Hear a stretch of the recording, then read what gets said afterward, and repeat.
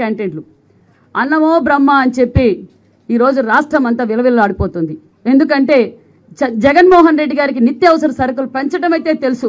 ఒక పక్క కరెంటు బిల్లులు పెంచారు, ఒక పక్క బస్ ఛార్జీలు పెంచారు, నిత్యావసర సరుకులు పెంచారు, ఉపాధి లేదు, సంపద లేదు. కానీ జగన్మోహన్ రెడ్డి గారు అన్నా క్యాంటీన్ పెట్టేకి మాత్రం చేతగాని జగన్మోహన్ రెడ్డి గారు చూసాం మనం 5 సంవత్సరాల నుంచి. మేమందరం కూడా ఎందుకనే ఎన్టీఆర్ గారు అన్నా క్యాంటీన్ పెట్టారు, మన చంద్రబాబు నాయుడు గారు అన్నా క్యాంటీన్ పెట్టారు.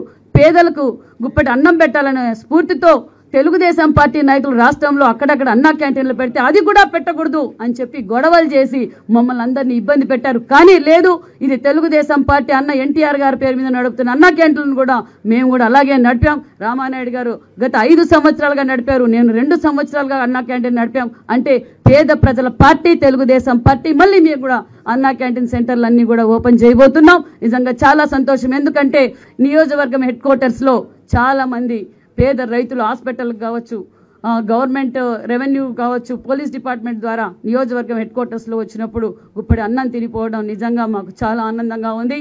అంతేకాదు ఇంకా స్కిల్ డెవలప్మెంట్స్, ఎందుకంటే స్కిల్ సెన్సెస్, ఎందుకంటే ఇది వచ్చింది అంటే మనకు పరిశ్రమలు రాబోతున్నాయి. ఎందుకంటే పిల్లలకి ఇప్పటి నుంచే మనం ఉపాధి చూపించే వాళ్ళ స్కిల్స్ బయటికి తీసుకొస్తే మనకి ఇంకా పరిశ్రమలు వస్తాయి. చంద్రబాబు నాయుడు గారికి పరిశ్రమలు తేవడం తెలుసు, సంపద సృష్టించడం తెలుసు, సంక్షేమ పథకాలు ఇవ్వటం ఏంటో విజనరీ లీడర్ మన ముఖ్యమంత్రి చంద్రబాబు నాయుడు గారికి తెలుసు. అంటే ఇప్పుడు ఈ 5వ సంతకం పెట్టారు. స్కిల్ సెన్స్ మీద ఎందుకు పెట్టారు అంటే మరికొన్ని పరిశ్రమలు ఆంధ్రప్రదేశ్కి రాబోతున్నాయని శుభసూచకం అని కూడా మీకు తెలియజేస్తున్నాం. అందరికీ నమస్కారం. ఆంధ్రప్రదేశ్కి మంచి రోజులు వస్తున్నాయనే విషయం అందరికీ తెలియజేస్తూ థ్యాంక్ యూ.